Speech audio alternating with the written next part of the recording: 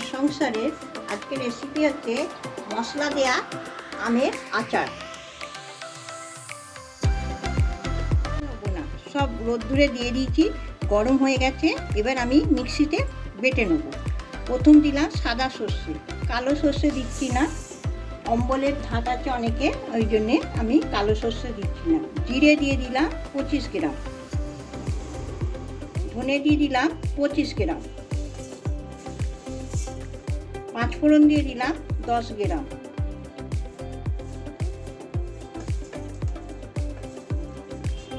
গোলমরিচ গোটা দিয়ে দিচ্ছি 20টা মতো,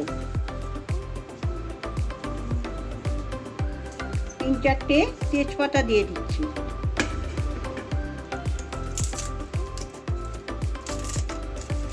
এটা আমি শুকনোতে বেটে নেব।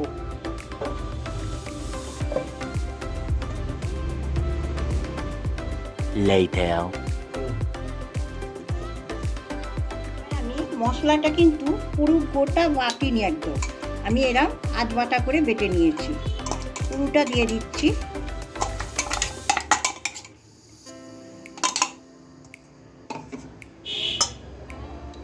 হলুদ দিয়ে দিচ্ছি 1 চামচ, 2 চামচ,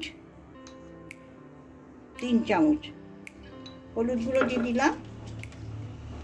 এটা টক ঝাল মিষ্টি বলে লঙ্কাটাও দিয়ে দেবো 1 চামচ, 2 চামচ।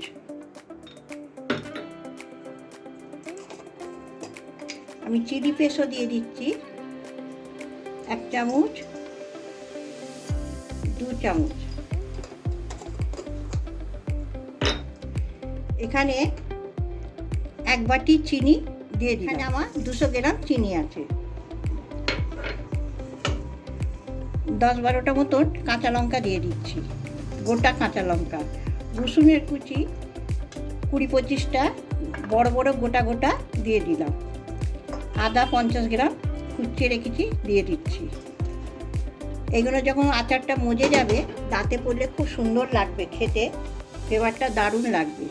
এবার সাদা নুন দিয়ে দিলাম 1 চামচি, 2 চামচি, 3 চামচি, 4 চামচি, 5 চামচি লেলিকা নুন দিয়ে দিলাম। এবার বিন লবণ দিচ্ছি 1 চামচ। ভালো করে মশলাটা মিশিয়ে নিই। আমগুলো আমি কিন্তু খোলা ছাড়াইনি, এটা একদিন খালি রোদে দেবো, তারপরে আপনাদের রোদেও দিতে লাগবে না, এমনি রেখে দেবেন, বছর বছর থেকে যাবে। আমার এখানে 2.5 কিলো আম আছে। এখানে 200 গ্রাম তেল দিচ্ছি, সর্ষের তেল। আমি আবার 1 বাটি সর্ষের তেল দেবো।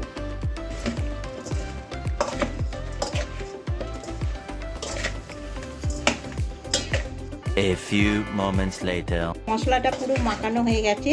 একে আমি এখন 2-3-4 ঘন্টা রোদ্দুরে দিয়ে দেবো।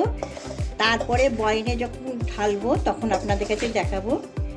মশলা দিয়ে আচারটা যদি ভালো লাগে আপনাকে, আমাকে লাইক করবেন, সাবস্ক্রাইব করবেন, কমেন্ট করবেন।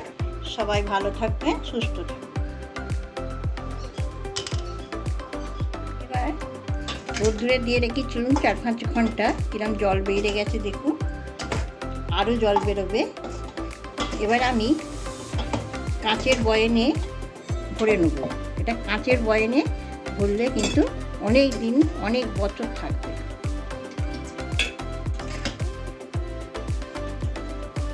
আমি আবার 200 গ্রামের মতন আবার তেল ঢেলে দিলাম। যখনই আমের তেলটা কমে যাবে তখন মাঝে মাঝে তেল দিয়ে দিতে হবে। এখানে মোট 400 গ্রাম তেল দেওয়া হলো। যখন দেখছেন আমের তেলটা কমে যাচ্ছে, আবার 100 গ্রাম 200 গ্রাম করে করে দিয়ে দেবেন, তাহলে অনেক বছর থাকবে।